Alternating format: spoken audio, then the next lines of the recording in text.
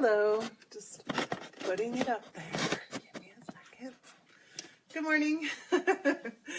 So today, oh, I've got a light on, and that light the other way.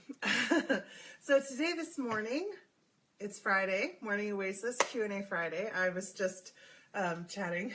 I finished practicing my guitar a few moments ago, and I was just talking with my music guy about the guy who does the music, Kyle, who does all my music and sound producing for my new meditation CD that we are almost done with. I'm so excited. Good morning, Shauna. Yeah, it's been an interesting day, you guys. It's, already so far this morning, I just feel like, you know, I get so much accomplished between 7:30 and 10 a.m. It's crazy sometimes. I blow my own mind with that. Good morning, Kristen. So today, you guys, it's Q&A Friday. So if you haven't been on a Q&A Friday before, that means that you guys get to ask for card pulls. You guys get to ask questions. You know, you guys get to do whatever you want to do here.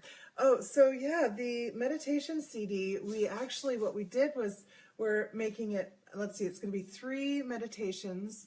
I haven't even seen myself in a while. So anyway, we're going to be doing 3 meditations in a trilogy of 3 different parts eventually. So we will eventually have 9 meditations in this series.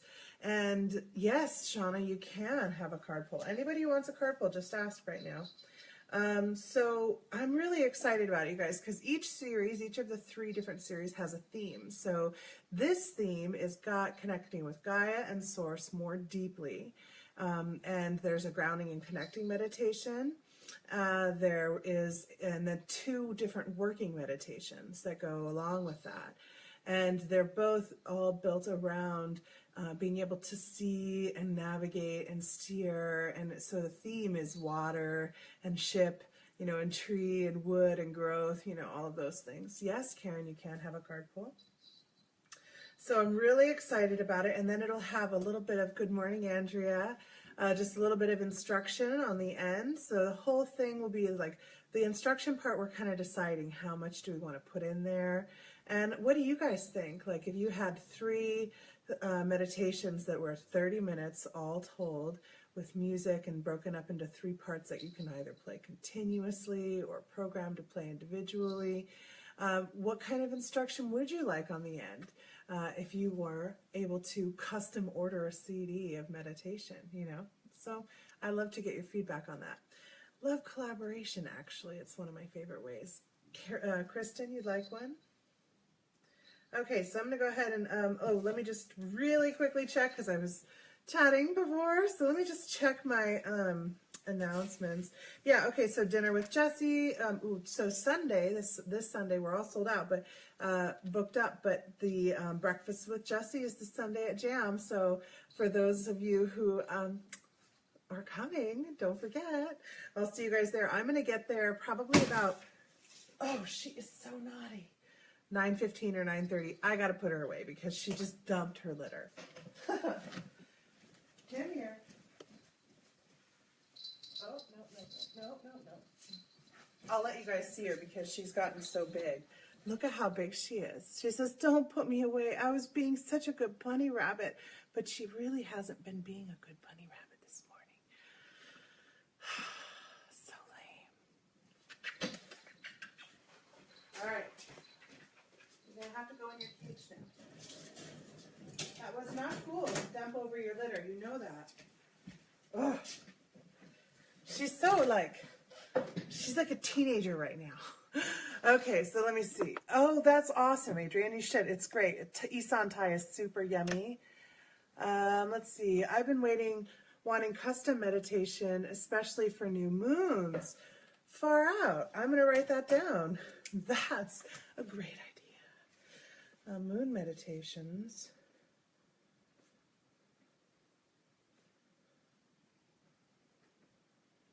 Sweet, thank you. I love new ideas. One of the things I actually consider doing is, and actually offer, I think as a service, is part of my sessions. If you do one of the attunements, we can just do a straight meditation and record it. Maybe I should talk to Kyle about putting music to those. What about that? All right, so let's see. Make sure I didn't miss anybody. Hi, Letitia. Hi, Martina. Moon meditations. Okay, so maybe that'll be part 2. Yeah, we're just building so much stuff right now.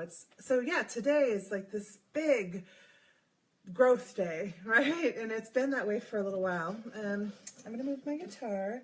As you guys can see, I was this morning in a whole other world. Playing music, meditating, talking, planning, building. Okay. We've got Shauna, Karen, and Kristen for card pulls, which I'm going to start doing now.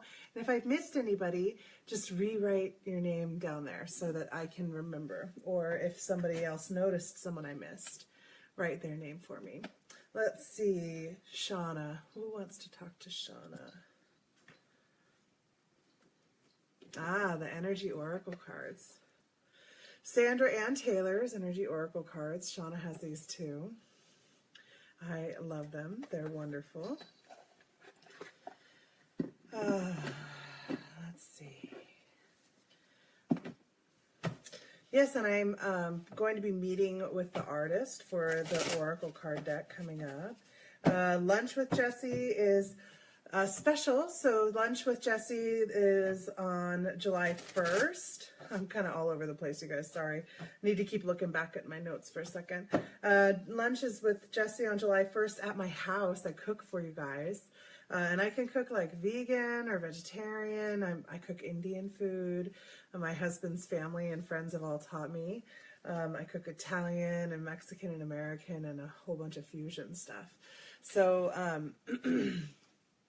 there's lots of that stuff. Hi, Wendy. And then we've got, I'm joining Maria Anderson's Women's Retreat. I posted it on the Healing Pathwalkers group. There are still slots available for that. And it's a stay over, everything included, 4-day vacation package where you get to meet and learn and experience some seriously amazing healers, workers, just beautiful women. So it's a women's retreat, and you can find out about that on the page. As it gets closer, I'll post more information about it. Okay, Shauna, your cards are ready. You're going to love this one, but I'm going to look it up so I can read it too. Okay, let's see. This one is card number 1, the very first card in the deck. When we have those kinds of, the numbers all signify something, where a card is placed in the deck, how the story unfolds, how it opens. And one of the things I love about this deck, the Oracle deck, is going to be amazing. And I'm actually playing with all of this too, like, okay, how do I want things organized?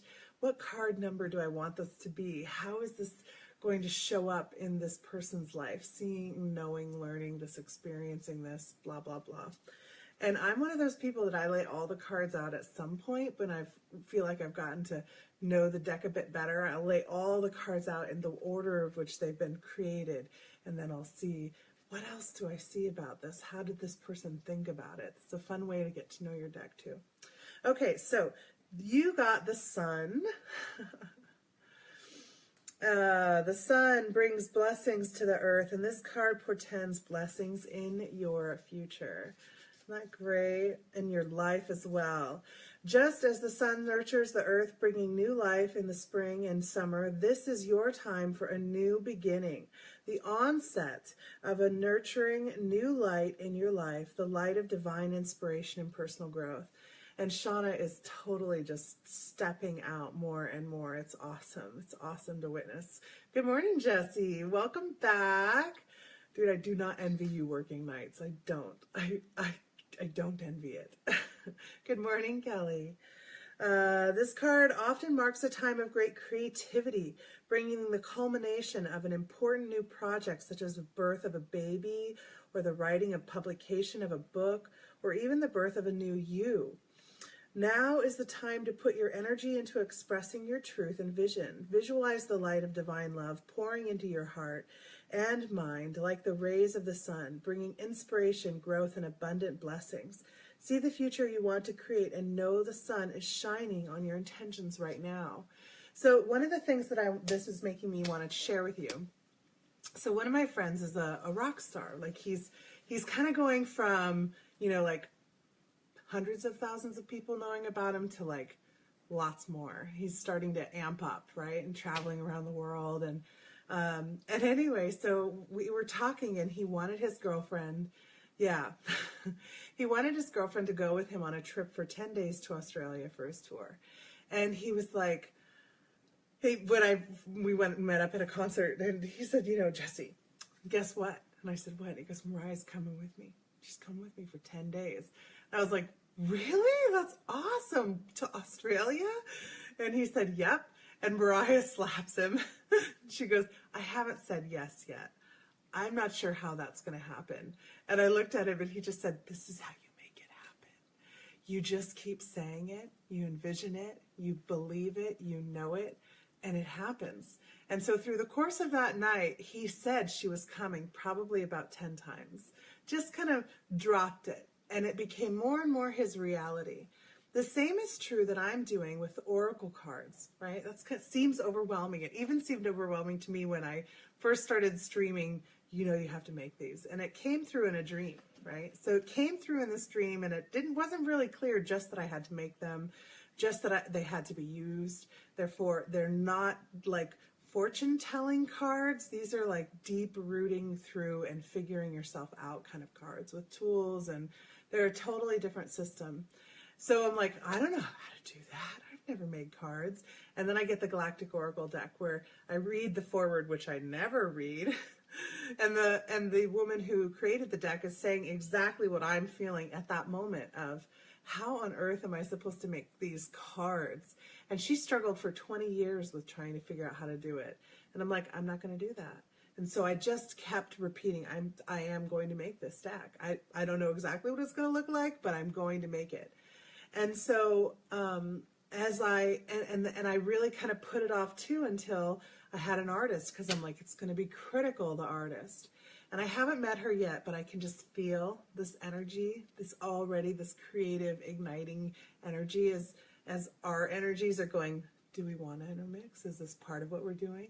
So having that occur inspired me even more. Okay, now it's time to, wait, if I'm going to meet an artist, I need to be able to show her what I want to create, or him, whoever that ends up being the artist, right? So then it was like, boom, time to build it.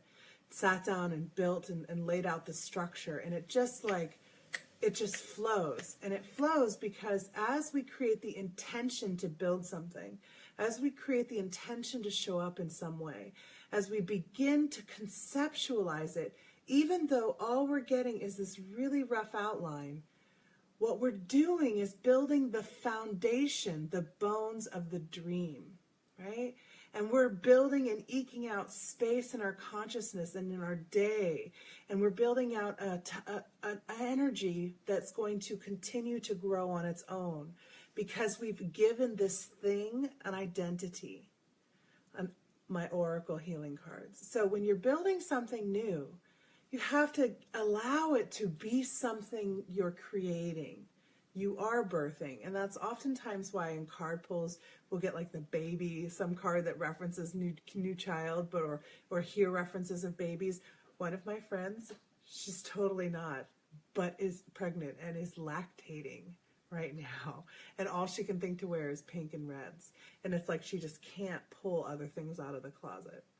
So this is a time of really deep birth and creating energy, and we can ride it, and that's how we do it. So whatever it is that you're building, whatever it is that you're thinking about right now, don't worry about not having the entire plan laid out for you.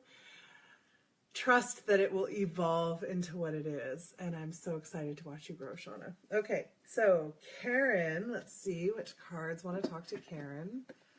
I love Q&A Fridays. They're so fun. Just so loose and free. Oh, okay. Karen.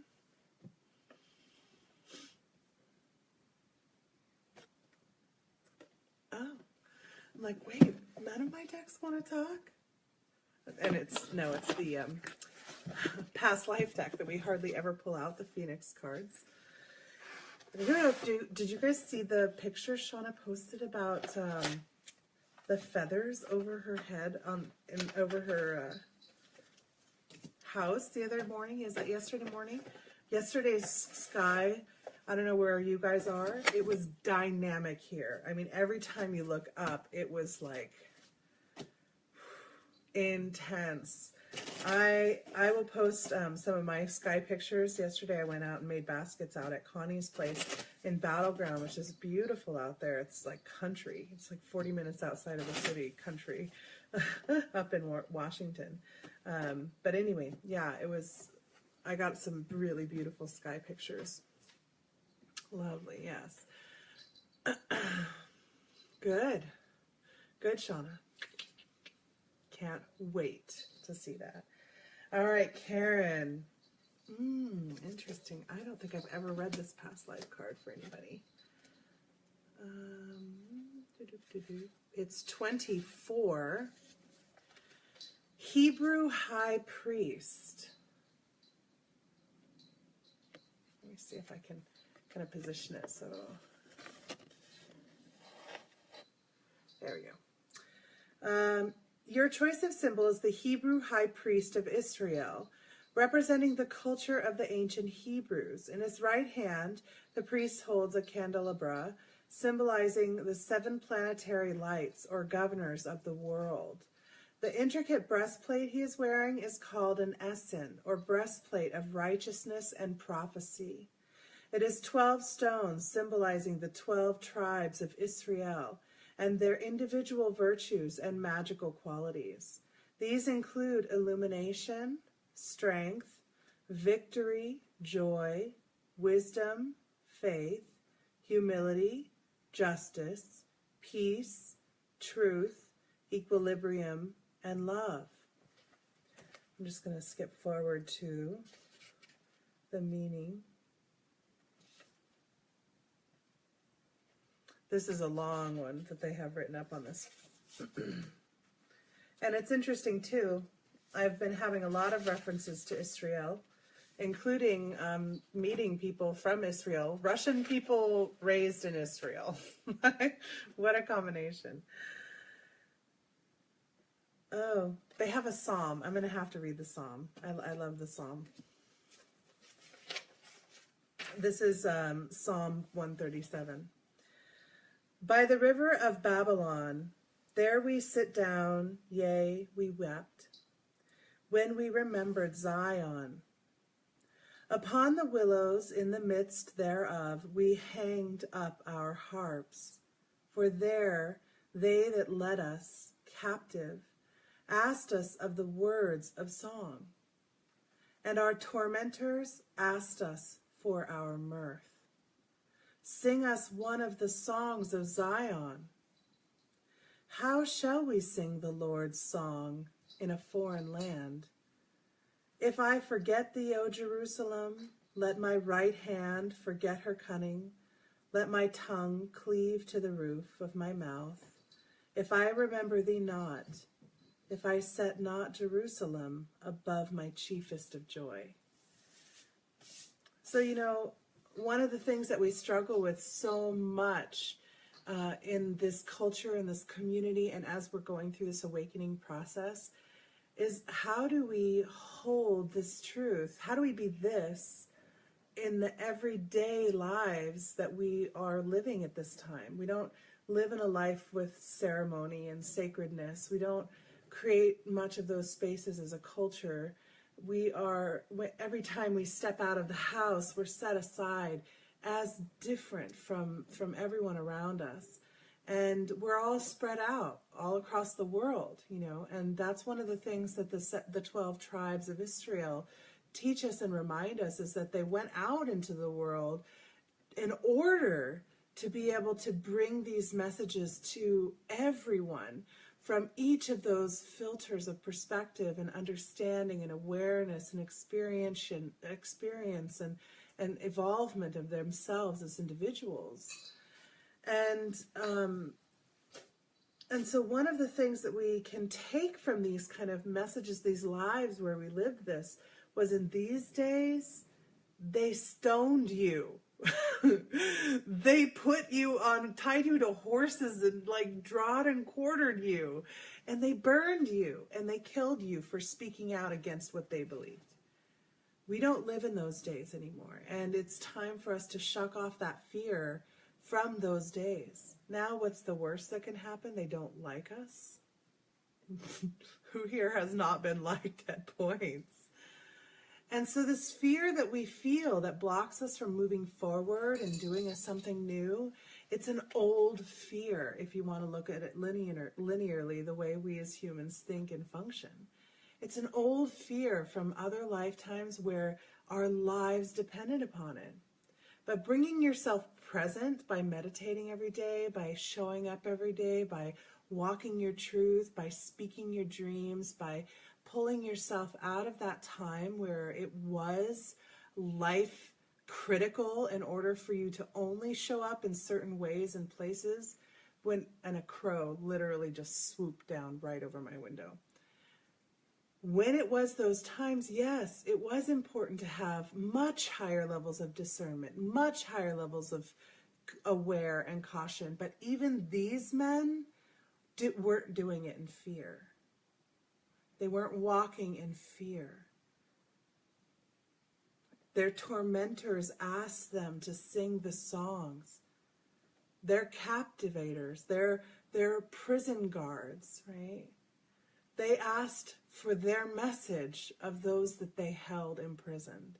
So that meant that even though they were enduring this level of harassment, of imprisonment, of oppression of their beliefs and their systems, they still showed up.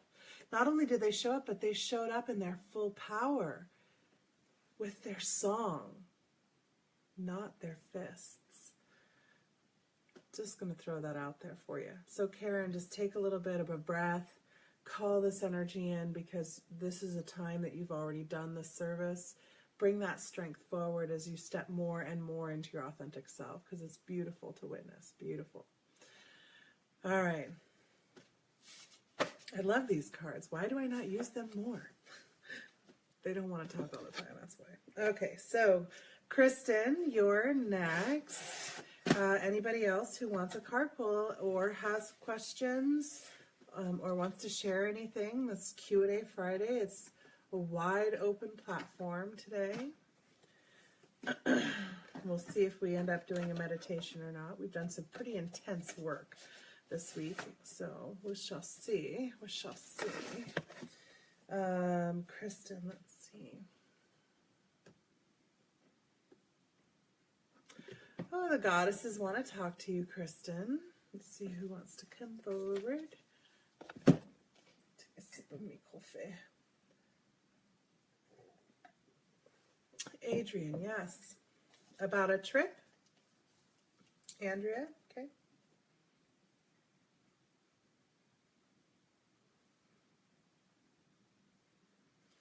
All right. Kelly, yeah.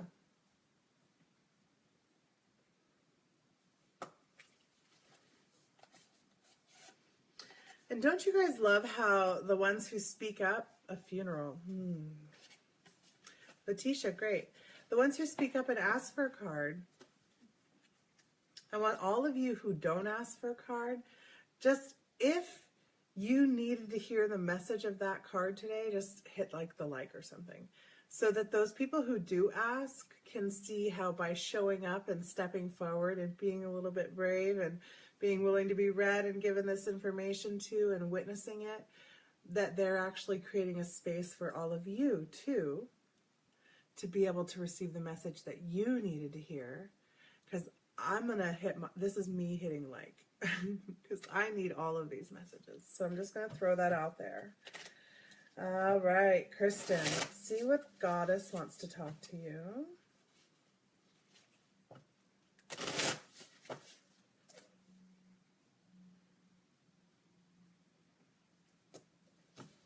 All right. Had to write your name down.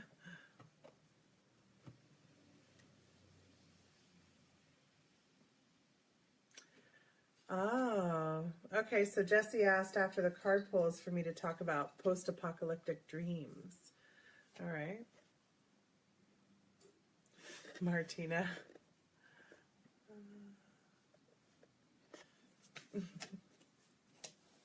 Well, here's how I feel about that, you guys. The people who show up here and who want to be in this space, I don't mind pulling a card, as you see. It's for everybody. Okay, so, oh, interesting. She's very interesting. I'm probably going to butcher saying her name because every time it comes out of my mouth a little bit different, but I'll do my best. This is a fun one. Okay, let's see. Can you see her? Yeah. Okay, so her name is Hygeia. Hygeia. It's Hygiea. Hygeia. That's as close as I'm getting. She's for health. She's the Greek Hygeia, is the goddess of good health and cleanliness. The daughter of Asclepius. She was schooled in the esoteric arts of Pythagoras, numerology, sacred geometry, and holistic remedy healer. She has knowledge of the body's incredible healing powers, both inwardly as above and outwardly so below. She understands the importance of working with the laws of nature. Hygeia is accompanied by a large snake that drinks from a patera bowl. That must be some like clay, some type of clay bowl. The pentagram encased in the circle is often representative of her practice. This symbol stands for 4 elements: earth, air, fire, and water, and the 5th point being one pointing up, representing the spirit. The circle represents infinite protection, and Hygeia reminds you to practice a balanced and healthy lifestyle. Must be like the whole hygiene, right? Balanced lifestyle, exercise, naturopathy, herbology, energy healing, Reiki, kinesiology, acupuncture, hypnosis, reflexology, massage, natural remedies, balanced diet, mind, body, spirit, alignment, organic produce. So, Kristen, what I'm going to offer is, first of all, she's here supporting you in 1, healing yourself. But 2, and I always get this card, but I never read it aloud, but I get it when I'm like, I really need the message, and it usually ends up helping shift my diet a lot. Her energy comes in, and she's just like a natural kind of like one of those nannies that just like shifts you gently into, okay, now here we go. That's not going to go down good. Or, just shifting you out of a desire even to have those things. So calling her energy forward is going to help that for you. But also I'm getting a sense that she's also coming in to teach and shift and support in your work to embody this as a persona in the world. That's another thing I'm getting. Yeah, she's teaching you. So the more you can connect and release yourself from the idea that that voice in your head isn't coming to help support you and teach you, the easier it will be to learn from her. Martina says, I live near a bay and I keep dreaming of a tidal wave tsunami coming over our village. Interesting, Martina.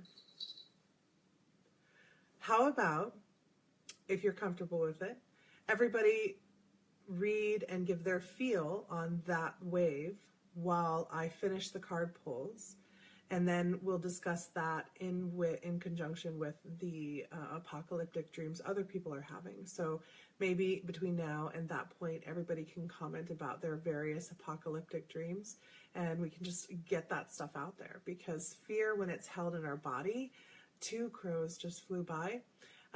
Fear, when it's held in our body, becomes disease and illness, right? So she's going to also help us face those fears with truth. So could be too, Paul. Okay, so I'm going to keep on the pulls while you guys start doing your reads and ideas. Okay. Adrian, you wanted a pull for in relationship to the trip and the funeral. Okay. Yes, I love the crows too. All right, let's see. I love how we all work together. Oh my gosh, you guys, I just got the best tingle. Oh, feeling everybody kind of connect in and open some space up. That was great, you guys. Good work. Good work. All right, so Adrian. I had a feeling I could kind of see it in my head, but I didn't want to think about it. I didn't want to put my filter on. So the Thoth Tarot is what wants to talk to you. The Thoth Tarot, this is the little booklet on it. Something in the past, more waves of emotion.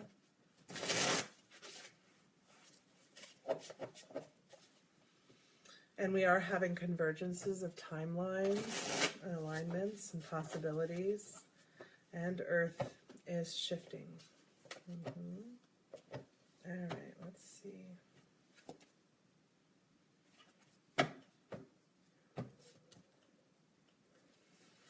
This is really weird. Twice I tried to cut the deck for your card, and the whole deck slipped right out of my hands. Twice in a row. That has never happened.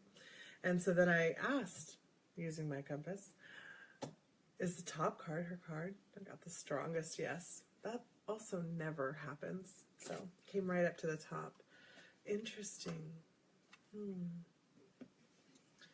His little messages that he writes, this is of course by Aleister Crowley, are very short. So I'm gonna honor him in this moment and read his message.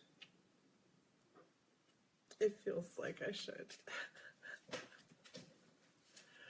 Feeling very childlike at the moment. It's because we're all connecting. There's you know how like when you go to the park when you're like 10 and all your favorite people are at the park playing. You're like, oh my God, we gotta go play at the park. And they're all free.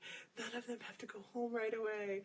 So that it's that feeling. I even am smelling like the most amazing smells right now because I can feel all of you guys and smell all of you guys connecting. I love how this is evolving. I just want to take a moment and thank you guys because this is beautiful. Just this inquisition or inquiry, like with all the inquisition stuff, the fear and the I can't speak that, or they'll make fun of me, or they won't believe me, or they'll think I'm crazy. All of that's just gone as we open up and hold this space together. Isn't that amazing that one day a week, for this 1 hour, we get to share our energy like this? I love that. Thank you.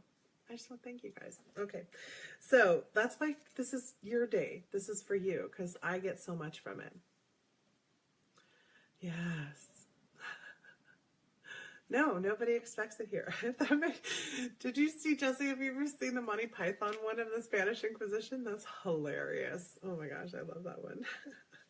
Okay, to your card, Andrea, for the funeral, for traveling for the funeral. Yes, thank you, everybody. Okay, what you got is the 6 of discs, which equals success in his deck. He calls this the success card.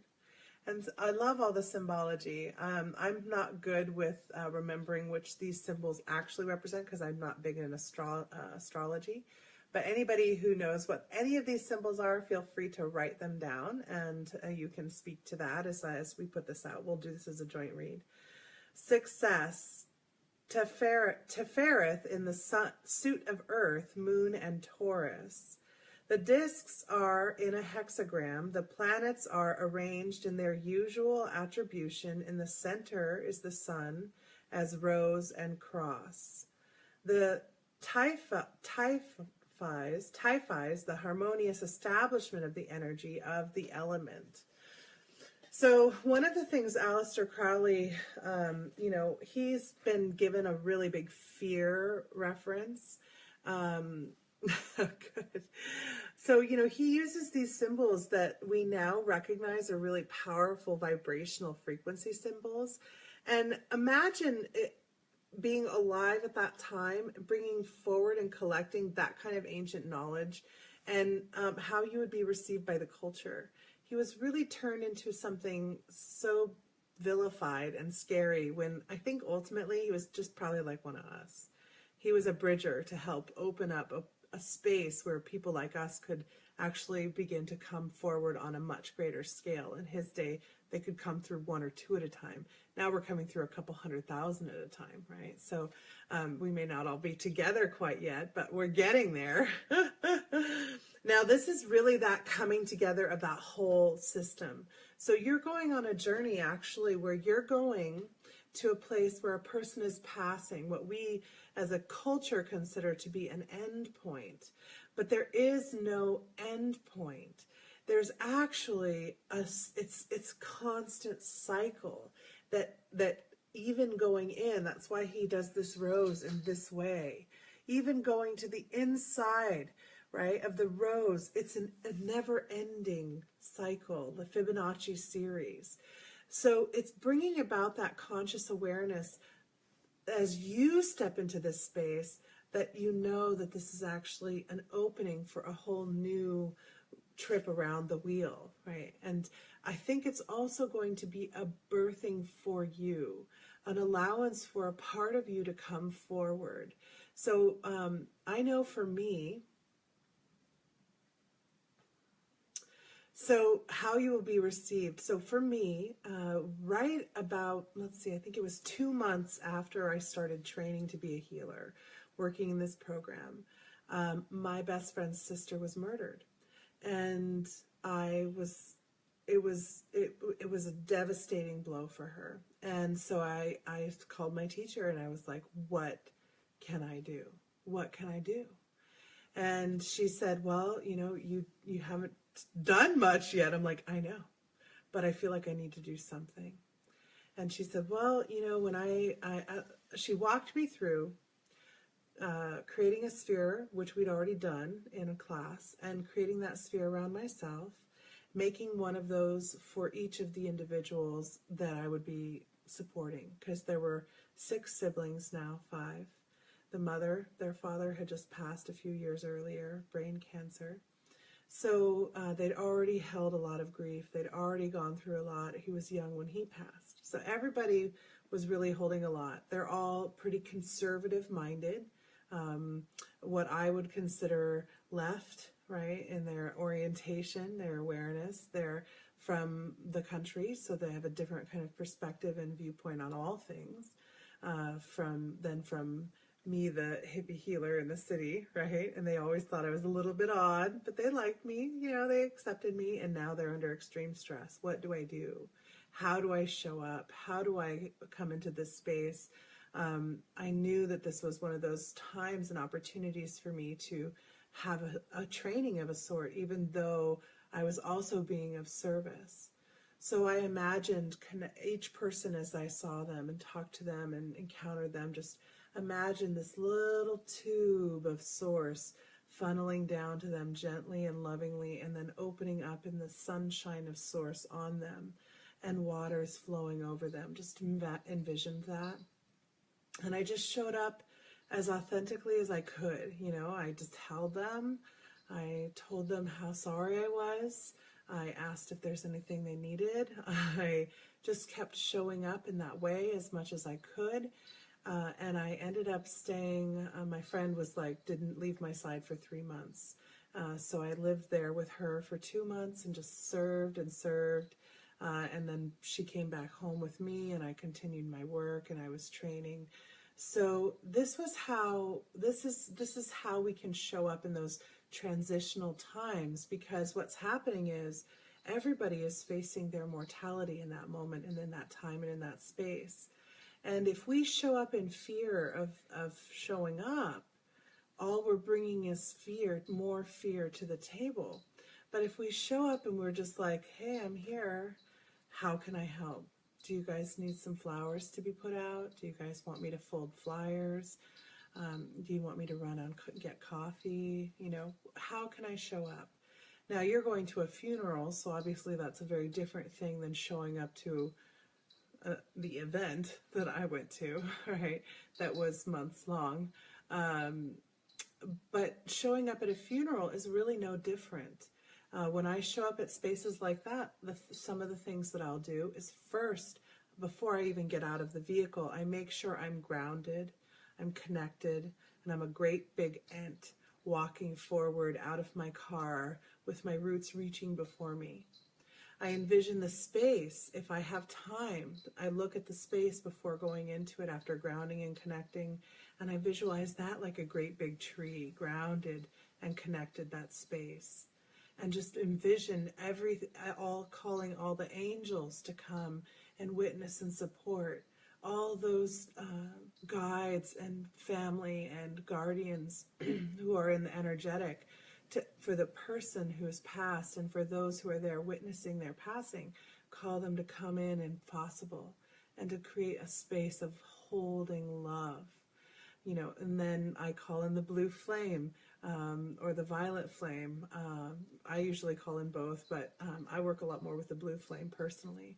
Blue flame is a communication energy frequency, and the violet flame is a transmutation energy frequency. So especially for me, if I'm going to go to a family funeral, then I'm dealing with people that I don't deal with very often, and I'd rather not in most instances. So I'm going to transmute that feelings that I hold. I include myself in this, that I hold and that others hold towards me, so that we can come to this space purely to witness the passing of this energy consciousness out of this vessel, and in whatever way that takes and looks like. So that's what comes through. And this is part of your work. And it's an opportunity for you. Okay. All right. So Andrea.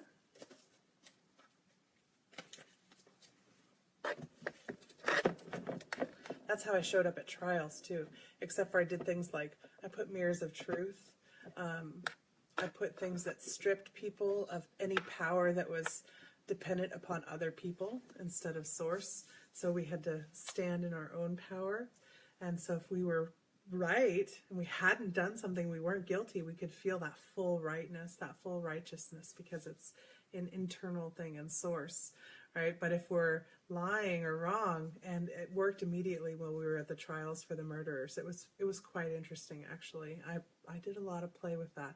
And what's just, what's fair, what's right, from an angelic perspective, came through really clear. Great way to communicate with those the throne angelics, because that's really all that they're up to. They're like, let me tell you what's going on here. This is what God says. Right? Those kind of people are throne angelic energies. Andrea, the messenger oracle. I knew it was going to come out. I just wasn't sure who. I love this deck. This one is also by Raven Felon, the woman who does the Gaia, the Dreams of Gaia Tarot. Not only do I love it because she has lots of dragons in this deck, but this is not your card. But look at this one. It's a bunny dragon fairy thing. I love that card. And that one is love that you are different. And it was the top card when I pulled it out of the deck.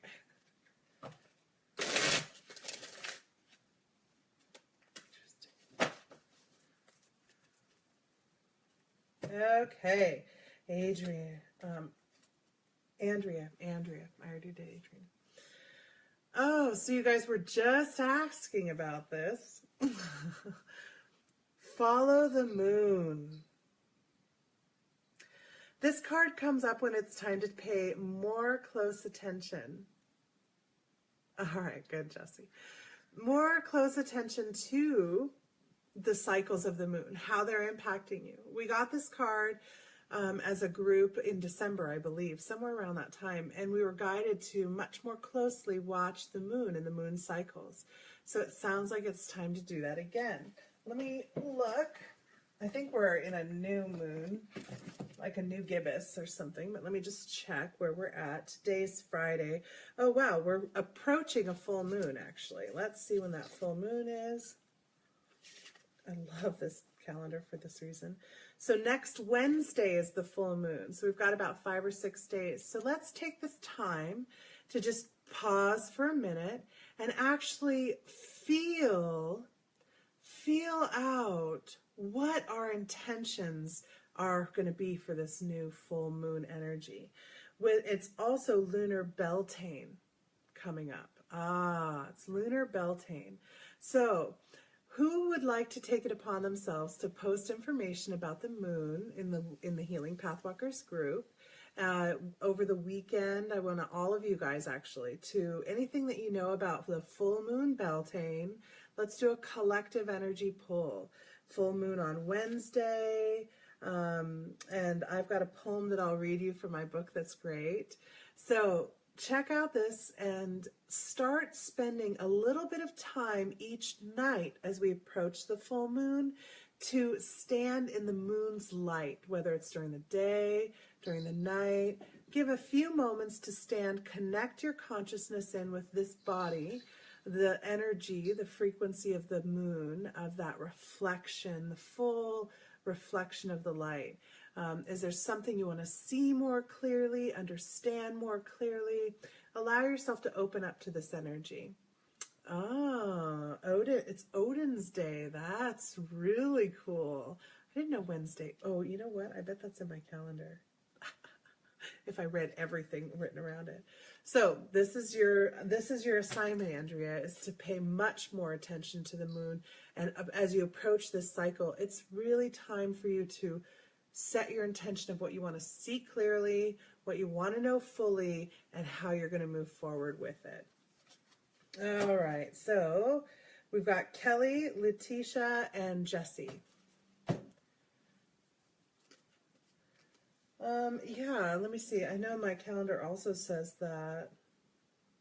Yes, full moon is in Scorpio, and it's actually, oh, this is interesting, the Pacific Northwest, the actual moment of full moon is going to be at 2:42 p.m. in the afternoon.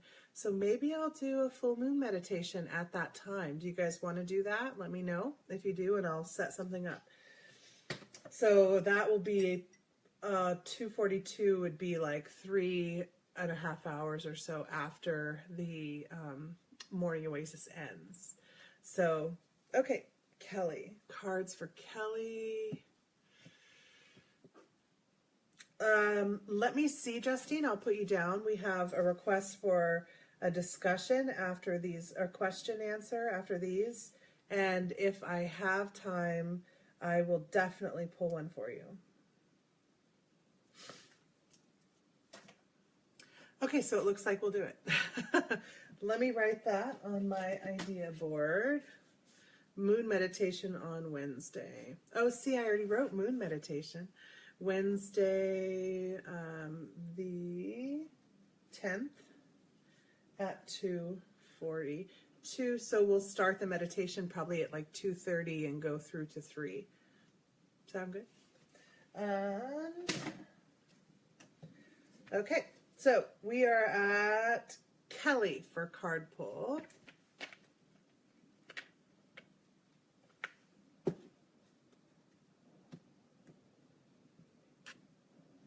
Oh, the Shadowscapes want to talk to you. All right.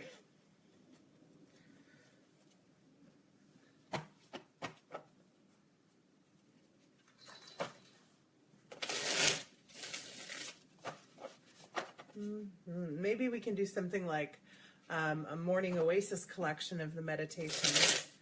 Problem is my mic isn't as good as his mic.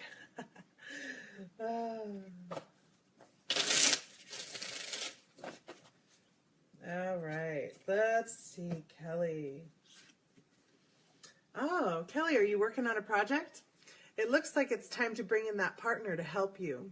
Lift you up a little higher. That was for the CDs, don't forget. Yes, thank you, Shauna. I will remember that. It looks like you're trying to accomplish something much bigger. So you're going to want to call your support into you.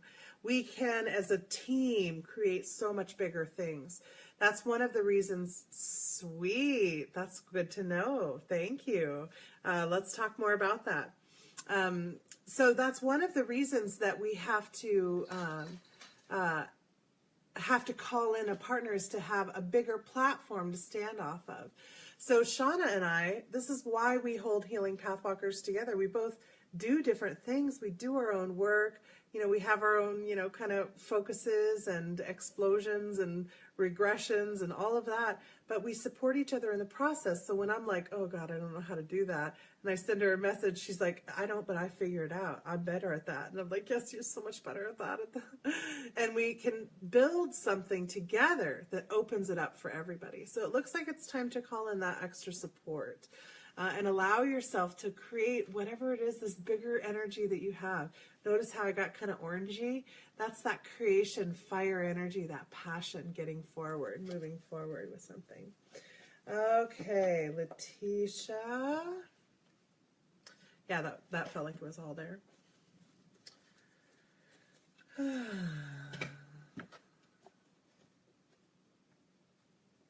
Oh, so the Earth Magic cards want to talk to you, Letitia.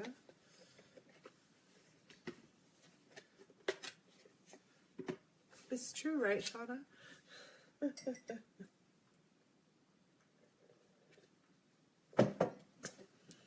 Oh, interesting. One of the cards just fell off. I'm just going to feel if this is your card because it fell out of the deck. Yeah.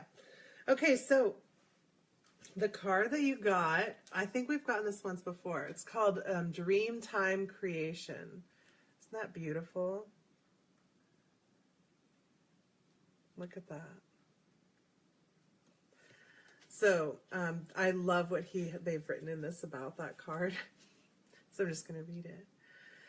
For the Aborigines of Australia, second reference to Australia today. Third, actually, because I think Claire was referenced earlier, and she's down there too. The dream time is a place before time and outside of time in which ancestral spirit beings came to earth and gave all the life its form. Once the work was done, these spirits remained in various forms that they created, including the animals, the hills, the stars, and other features of the land, and continue to be present today. The dream time is an individual's or group's spiritual template, including songs and stories that have been handed down for at least 60,000 years. Although Aborigines would say that they've existed since the beginning of time. In one such tradition, there's a creation story involving the didgeridoo, which is essentially a hollowed-out log that emits a droning sound when played. In this card, we see that as spirit man plays the didgeridoo, the world is sung into existence. Note the various beings and colors and structures of the land that are being created, all carrying spirit that has been breathed into them. By the way, my son's name, Svas, is a Sanskrit word that means the breath that gives life to something. Close your eyes, tune into your breathing, and allow yourself to sink deep into the heart of the living creation that you are. As you notice your breath becoming steady and slightly deeper than usual, observe the urge within you that is begging to come forth in some creative action. Pay attention to any images, sounds, or feelings that beckon your awareness, and there you will find the key to the manner in which to express this magnificent pulse. Your breath is the crossover between spirit and physical reality. Breathing comfortably and steadily helps you align yourself with spirit, which then brings a clearer focus on what creative expression is preparing to be birthed through and from you. Discard any habitual thought patterns that would prevent the manifestation of what you are being prompted to bring forth. Allow yourself to take risks with this self-expression, and all of creation will smile upon you. That's a great one. Okay, I think that says it all, right? It's time to get busy creating. Take that time to really breathe in and out, feeling that energy coming forward as you begin creating more, Letitia. Jessie, the Messenger Oracle, wants to talk to you.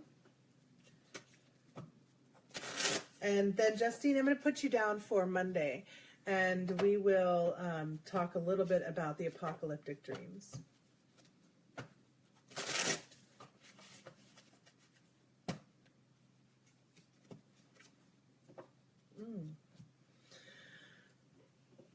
You're going to love this one, Jesse. And I don't think you're going to find it very surprising.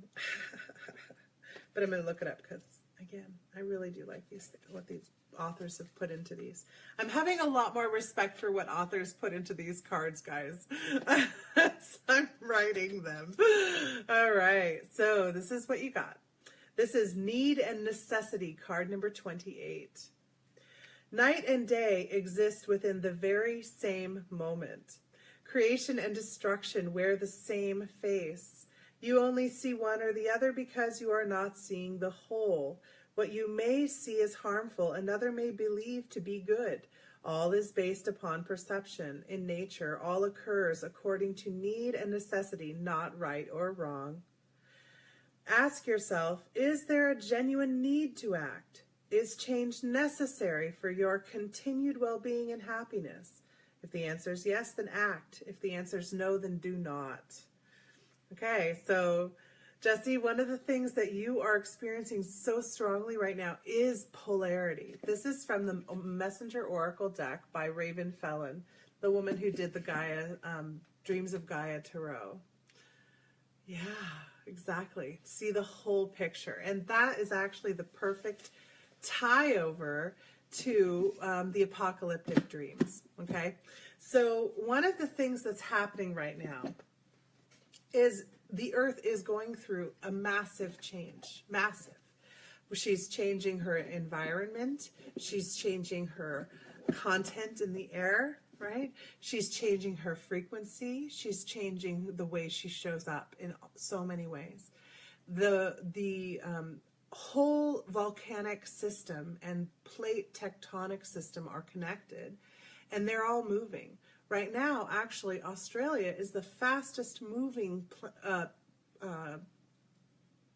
piece of the crust, the continental crust piece, that's moving. And it's moving something like 1 meter per year, and it's spinning as it's moving. So it's going north and spinning at the same time. We have proof that the crusts are always in movement by places like the Galapagos and Hawaii. Those strings of islands are created because the plate is moving over a hot spot.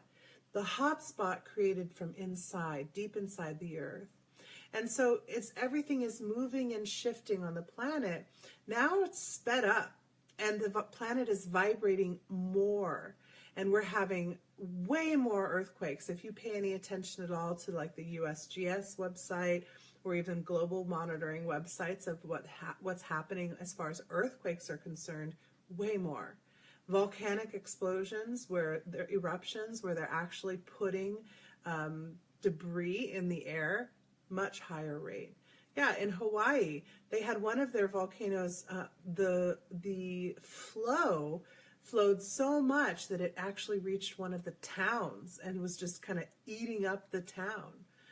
So everything is changing on a much higher scale. The pH of the ocean is changing right now as a result of all this volcanic activity. Most of all of our volcanic vents and plates and separation points are all in the ocean.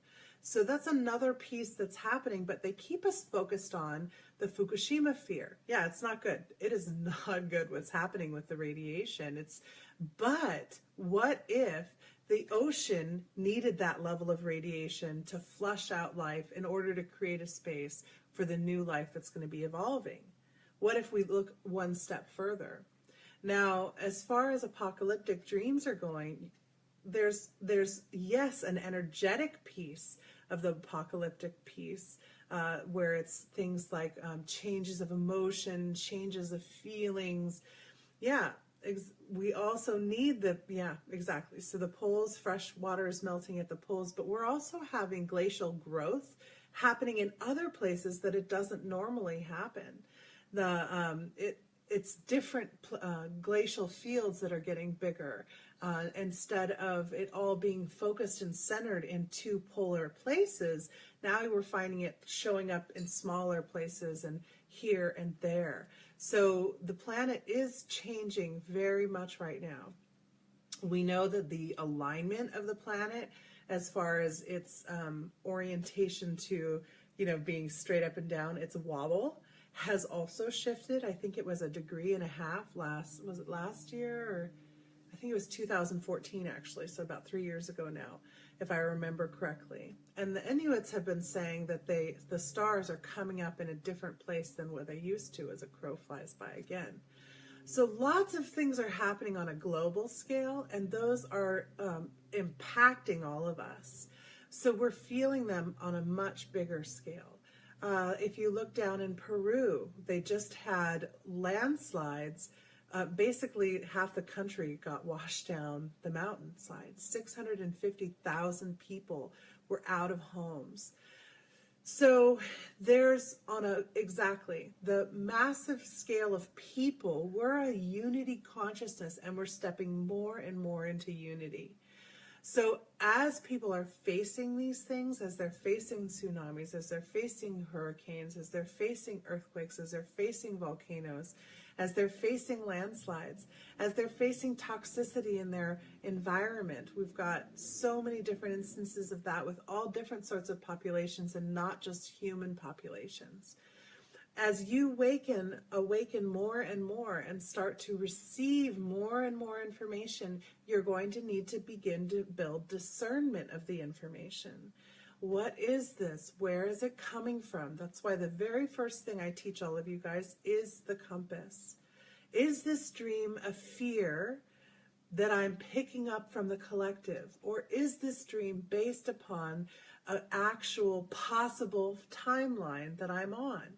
Is this a prediction dream? Is this precursory knowledge? Or is this information that's come from the past, from when it's happened before, and people are fearing it collectively because perhaps there was a tsunami somewhere else? That's how I use my compass when I start to get these kinds of dreams, when I start to feel these kinds of sensations or fears or all of that emotion coming up and welling up within me. That's one of the ways that I stay grounded and try to navigate my way through it. Now, that said, I get apocalyptic dreams. Last time I got a lot of confirmation of my own personal dream was back in 2015, in the spring of 2015. I had a lot of dreams coming through, and they were pretty heavy and quite fear-based.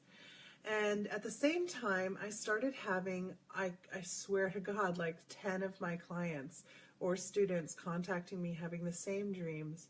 And one of them contacted me in particular because her son stopped doing his homework and stopped going to school. And when she'd ask him why, he said, because it doesn't matter, the world's going to end on the blood moon.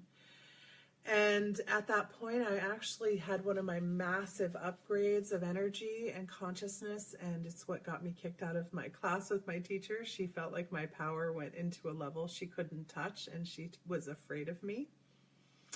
Fear-based can limit us in a lot of ways. So I had to change and transition and suddenly stand on my own and start looking to the people around me for guidance and information. I felt called to do this work on the web of humanity. And in doing that work, we saw a lot of different possible timelines and a lot of different information that was quite overwhelming, quite disturbing. And I had to just really stay grounded and stay focused because I sounded like a crazy lady to some people. And after all of that work was said and done, I heard this announcement that we had been on the verge of World War III. And there was some emergency intervention that had gone on and some emergency peace talks that were occurring.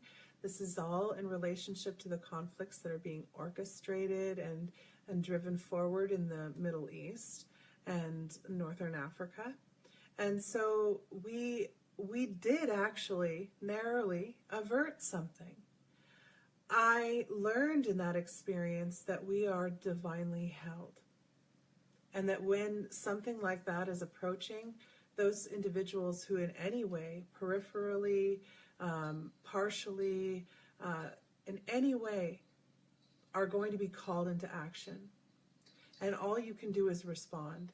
And I'm going to tell you, people thought I went crazy for that week, honestly. I lost some friends. My family struggled with me. I had to go on a lot of trips and get out of the house and go and work in particular areas and places in order to tap into specific ley lines and energy fields in the planet.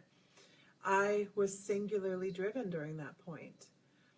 And I do believe that my work with all of the others who were singularly driven and divinely inspired made a change and made a shift. So if you're having a drive to do something like that, you may be being called into action because your frequency, your ability, your filter are what's necessary in order to create change and shift. So I don't dismiss apocalyptic dreams. I don't also feed into them as a fear. I try to flesh out the rest of the story as though I'm looking at a painting and I'm really close. And I try to flesh it out, and then I try to show up however I'm inspired. Because you never know what you're going to learn. You never know what you're going to be called upon to do. Moses didn't understand why he was called to the bush, right? Noah didn't understand why he had to make a friggin' boat, right? These are things that we just have to answer. So that's my 2 cents on the apocalyptic dreams. I know I went a little bit over. I think you'll all forgive me for it. And yeah, so I will see you guys. Have a great weekend. I look forward to breakfast with the ladies that I'm going to be having breakfast with. And yeah, there's a lot of those dreams too. And I will see you guys on Monday. I hope you guys get lots of wonderful, restful time. Take time to yourselves. Make your daily practice stretch through the weekend. If you need the help with doing so, you can look up and watch some morning Oasises that you haven't seen. And I will be back on Monday. Love you guys. Have a great weekend. Thanks, everybody.